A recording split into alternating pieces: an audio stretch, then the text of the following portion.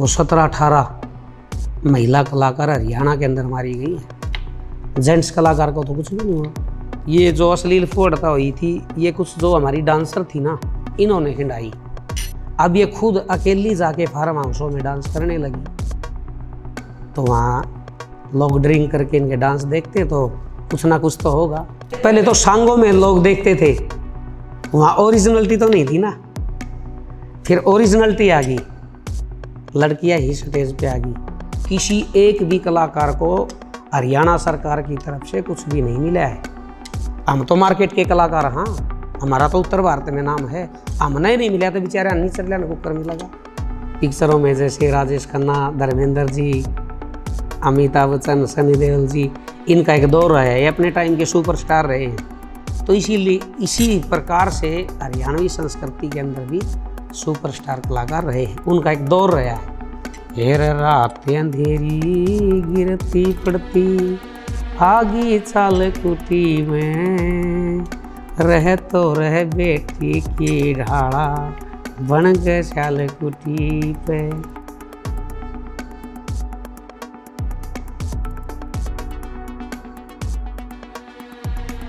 आपके कलाकारी जीवन की शुरुआत कब और कैसे हुई? मैंने कोई ट्रेनिंग तो ली नहीं। मेरे गुरुजी हैं, बड़े भाई हैं राजेंद्र सिंह खरकिया, उन्होंने मेरे को पहलवानी के लिए मेर सिंह अखाड़ा में छोड़ा 1990 में।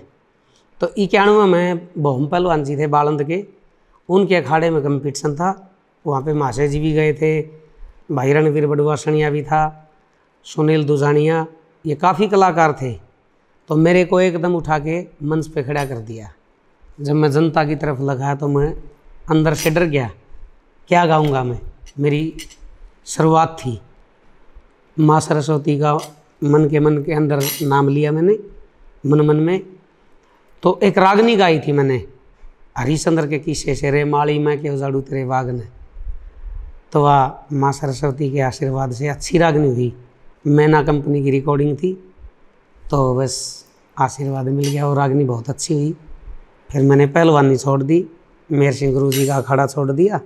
उसके बाद फिर मैं इस लाइन में आ गया। उससे पहले माशे जी भाई राजेंद्र खरकिया रिहर्सल करते थे, तो मैं आराम से रजाई में मुंह दे के उनकी सुनता था, बस मन में रिहर्सल में कर लेता था। कलाकार कम होते गए थे, जैसे राजकिशन जी थे, उनका स्वर्गवास हो गया था। फिर एक दौर कंपटीशनों का चला, जिसमें माशे राजेंद्र खरकिया, रणवीर बड़ुआसनिया और भाई सुनील दुजानिया, और फिर हमारा भी नाम जुड़ गया। फिर वो कंपटीशन होते गए। महिला कलाकारों का मंच पर आगमन कब हुआ और उसके बाद क्या परिवर्तन हुए? सरिता चौधरी, नीलम चौधरी स्टार्टिंग में ये आई थी, ये भाई साहब के साथ, माशे जी के साथ, राजेंद्र जी के साथ 1989-90 में आ गई थी। उसके बाद बहुत अच्छा हमारा हरियाणवी संस्कृति का एक कल्चर चला। अच्छा, मतलब इतनी फुहड़ता नहीं थी, ठीक ठाक हिसाब किताब था। ये जो अश्लील फुहड़ता हुई थी, ये कुछ जो हमारी डांसर थी ना, इन्होंने खिंडाई। वो भी अब ज़्यादातर पर्सनल प्रोग्राम होने लगे, पर्सनल प्रोग्राम ज़्यादा होने लगे, इसलिए वे पर्सनल प्रोग्रामों के अंदर उन्होंने ये काम किया। तो इससे थोड़ा सा दिक्कत में हमारी लाइन हुई है। उनको समझा रहे हैं, कुछ मान भी रही है, कुछ नहीं भी मान रही। नहीं तो एक कलाकार के साथ टीम में जब महिला कलाकार जाती थी, तो उस कलाकार का नाम होता था, भाई उसकी पार्टी में वो कलाकार है। जैसे मेरी पार्टी में सपना थी, अन्नू का ध्यान थी, ठीक है, अनेकों लड़कियां मेरी टीम में आई हैं। तो जब कलाकार के साथ ये लेडीज जुड़ती है तो काम संस्कृति ठीक चलेगी। अलग से कार्यक्रम करती, फिर ये पर्सनल प्रोग्राम करती, वहाँ पे आके दिक्कत हो जाती है। स्टेज पर अश्लीलता और फुहड़ता फैलाने के लिए कौन जिम्मेदार है? हम गाते हैं, किशा की रागनी गाते हैं। हमारा कोई भी वीडियो उठावा, उसमें कथाओं की रागनी होगी, देशभक्ति पाएगी, या हमारे जवान हैं फौजी भाई, उनकी रागनी पाएगी, उसमें कोई अश्लील हो नहीं है, ऐसी कोई बात नहीं होती। श्रृंगारस की बातें तो पंडित लक्ष्मीचंद जी ने बनाई है। क्या सांगों के अंदर जो वे लड़के लेडीज सूट पहन के नाचते थे, क्या तब वो चटपटे गाने नहीं गाते थे? लुहारियों वाले गाने खूब सांगों में हमने सुने हैं, खूब होए हैं। वो अश्लीलता नहीं थी, ये तो अपनी सोच का फर्क होता है। अश्लीलता ऐसी कोई बात नहीं होती, अपनी सोच का। लता मंगेशकर जी को लोग माँ सरस्वती के रूप में देखते हैं। उन्होंने भी एक गाना गाया, दीदी तेरा देवर दीवाना, हाय राम कुड़ियों का डाले दाना। तो गाने से कुछ नहीं होता, जनता को जो चीज़ भाए वो चीज़ परोसनी पड़ती कलाकार को, ठीक है। लेकिन एक मर्यादा के अंदर, एक बहसी हो जाती थी। उस कलाकार का राउंड अच्छा गया, उसने क्या गाया, एक भाई चटपटी रागनी गा दी, तो मैं उससे 21 रागनी गाऊंगा तो ऑडियंस ताली बजाएगी, सम्मान करेगी। ये कंपटीशन के दौर में ही हुआ ऐसा। पहले सोलो प्रोग्राम होते थे, वहाँ कथाएँ गाई जाती थी, किस्से गाए जाते थे। जो कंपटीशन दौर में हुआ ना, वो ज़्यादातर उसमें आया। फिल्मी तर्ज पर रागनी गाने की शुरुआत कैसे हुई? कोई फिल्मी तर्ज नहीं। आपको एक बात मैं बता देता हूँ, हरदेवा जी थे सांगी, पंडित लक्ष्मीचंद जी थे, मांगेराम जी थे। उस दौर में हरियाणा में गरीबी थी, इनके पास इतने पैसे नहीं होते थे सांगियों के पास। बॉम्बे से डायरेक्टर आते थे, इनकी तर्जों को रिकॉर्ड करके लेके जाते थे, ठीक है। उन तर्जों पे गाना के बोल टेक के वे रेडियो पे मतलब वे गाने प्रदर्शित कर देते, पिक्चरों में गाने प्रदर्शित कर देते। तर्जें हमारी हैं, ठीक है। हरियाणवी संस्कृति स्टार्टिंग से है, इसके अंदर बहुत कुछ है, गौर से सुनना। कुछ गाने ऐसे हैं जो, कुछ तर्जें ऐसी हैं जो पंडित लक्ष्मीचंद जी ने गाई, राय धनपत जी ने गाई, बाजे भगत जी ने गाई, मेहर सिंह जी ने गाई। कुछ तर्जें ऐसी हैं कि उन तर्जों के ऊपर ही गीतकार ने गीत लिख दिए। जैसे एक तर्ज है, ए रात के मुसाफिर, हेर रात अंधेरी गिरती पड़ती, आगी चाल कुटी में, रह तो रह बेटी की ढाला, बन गए श्याल कुटी पे। ये बहुत पुरानी तर्ज है, रेडियो की तर्ज, लेकिन ये गाना है। वो गाना मतलब इस तर्ज को देख के इस तर्ज पे गाना के बोल टेक दिए, ऐ रात के मुसाफिरे चंदा जरा बता दे, मेरा कसूर क्या है ये फैसला सुना दे। बताओ, अब आप इसको हिंदी सॉन्ग कहोगे या देसी हरियाणवी तर्ज कहोगे? ये था।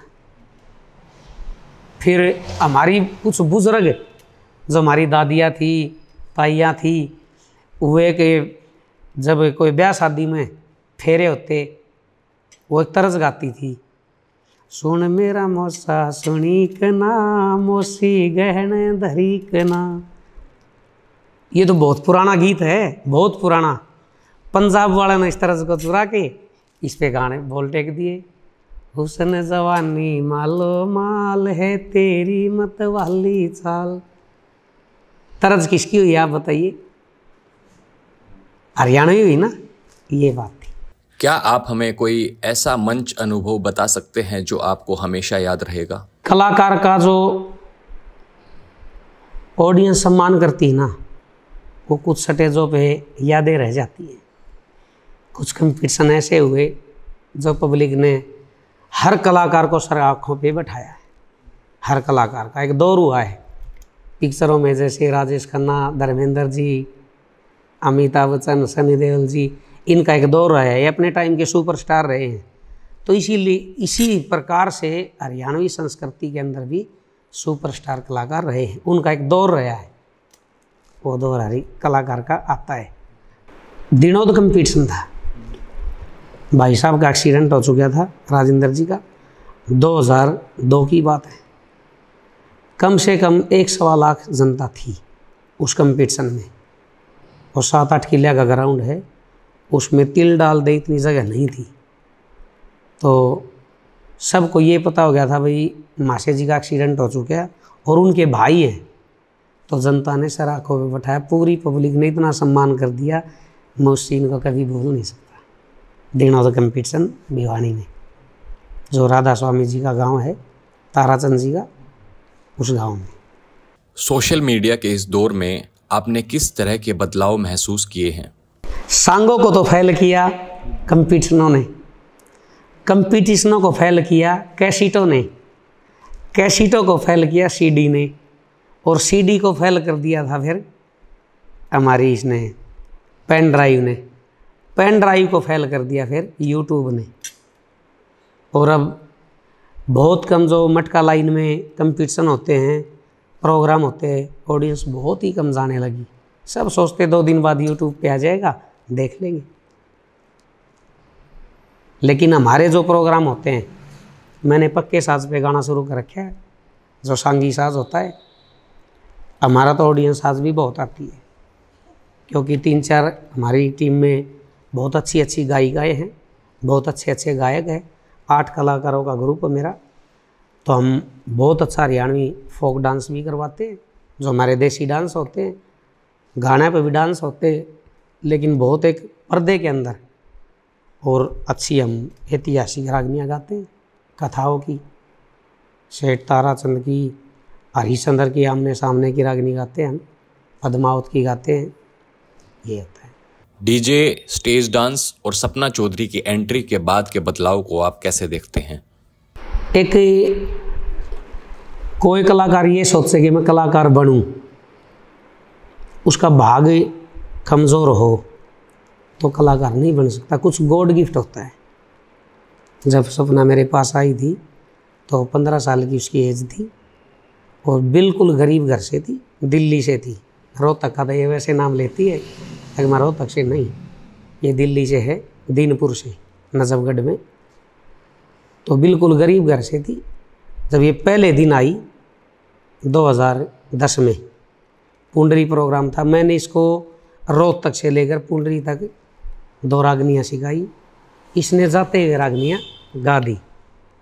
फिर इसने एक नृत्य किया वहाँ।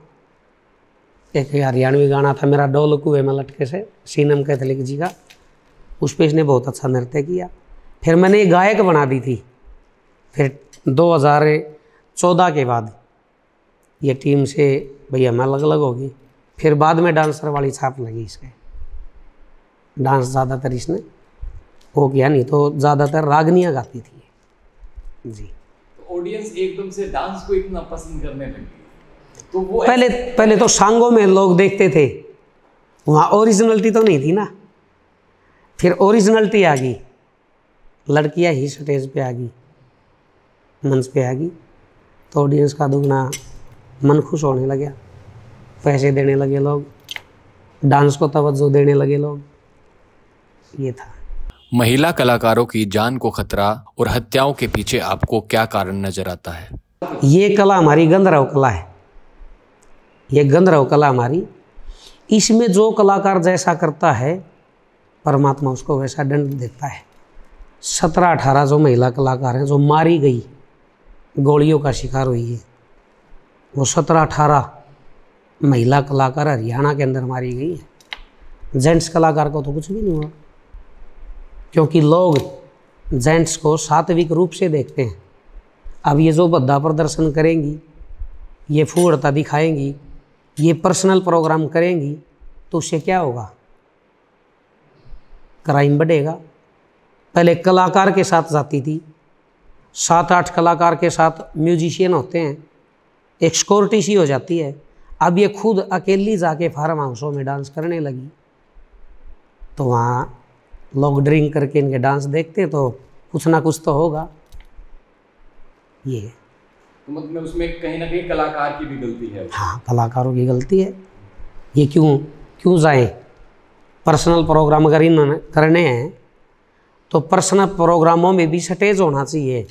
ये तो एक रूम के अंदर प्रोग्राम करने लगी, वहाँ 5-6 जने बैठ के ड्रिंक करेंगे और ये फिर वहाँ डांस करेंगी, फिर वे इनके ऊपर पैसे उड़ाएंगे, तो वे शराब के नशे में कुछ भी किसी भी हद तक जा सकते हैं। महिला कलाकारों को आप क्या संदेश देना चाहेंगे और इस क्षेत्र में उन्हें कैसे आगे बढ़ना चाहिए? उन्होंने किसी एक कलाकार की पार्टी में सेट हो जाना चाहिए, किसी की में भी। कलाकार के साथ जुड़ जाना चाहिए, क्योंकि जेंट्स कलाकार के साथ लेडीज़ की सेफ्टी होती है। अकेली जाएंगी तो अकेली लेडीज़ के साथ कोई भी हादसा हो सकता है। और जेंट्स कलाकार जो अपनी पार्टी लेके जाएगा उसमें 7-8 जेंट्स और होते हैं, इतने आदमियों के बीच में उनके साथ कोई हरकत नहीं हो सकती। ये तो पर्सनल हरकत होती है जो वे अकेली जाती हैं। ये मैं तो ये कहना चाहूँगा कि उन्होंने किसी एक कलाकार के साथ जुड़ जाना चाहिए और वहाँ पे अच्छा प्रदर्शन करना चाहिए। बहुत अच्छे अच्छे हरियाणवी सॉन्ग हैं, हिंदी सॉन्ग बहुत अच्छे अच्छे हैं, लेकिन आजकल एक क्रेज़ चल गया ना, एक ने चैन बनवा ली और दूसरी मार्केट में आई भी नहीं है, उसकी सोच सिर्फ एक हो जाएगी कि मेरी इससे 21 चैन होनी चाहिए। तो आप सोचो उस हद तक जाने के लिए उसने क्या क्या करना पड़ेगा। ये थोड़ा सा हमारी इस लाइन में दिक्कत वाली बात होगी। मेरा एक संदेश है उन सभी युवा जो कलाकार आती हैं कि भाई उनको किसी एक अच्छी पार्टी में सेट हो जाना चाहिए। और बात पैसों की ये होती है, इज्जत की आधी रोटी खा लो अच्छी होती है। ये हमारी गंधर्व कला, मैं फिर कहता हूँ, इसमें पता नहीं कितने कलाकारों को सज़ा मिली है। जिन्होंने गलत कुछ किया है तो उनको सज़ा मिली है। परमात्मा देखता है, अदब से हम कुछ भी करें, लेकिन एक ओपन करने लगे तो हमें सज़ा ज़रूर मिले। हर चीज़ का एक पर्दा तो होता है। ये क्या आने वाली पीढ़ी सांग और रागनी की संस्कृति को आगे बढ़ा सकेगी? कला संस्कृति कभी ख़त्म नहीं होगी। ये सतयुग से चलती आ रही है, अब कलयुग है, ये ख़त्म नहीं होगी, रूप बदल लेगी। संस्कृति का रूप बदल जाएगा, कला का रूप बदल जाएगा, लेकिन कभी ख़त्म नहीं होगी। सांग सुनते थे लोग, फिर मटके सुनने लगे लोग, फिर डांस देखने लगे लोग। अब जो हरियाणा के अंदर ये पॉप लाइन आ गई, जो गाने आ गए, अब ज़्यादातर इनको सुनते हैं लोग। लेकिन ख़त्म तो कुछ भी नहीं हुआ, सांग भी तो होते हैं। सुनने वाले तो सांगों को भी सुनते हैं, सुनने वाले कंपटीशन भी सुनते हैं, सुनने वाले प्रोग्राम भी सुनते हैं, और देखने वाले डांस भी देखते हैं। आजकल ये गानों का दौर चल रहा है, लोग इनको सुनते हैं। अच्छे अच्छे भी तो गाने हैं, कैसे भी गाने अश्लील थोड़ी हैं, बहुत अच्छे अच्छे भी दिए हैं। राम रमेला जी ने बहुत अच्छे गाने दिए जी। हर चीज़ का एक दौर है।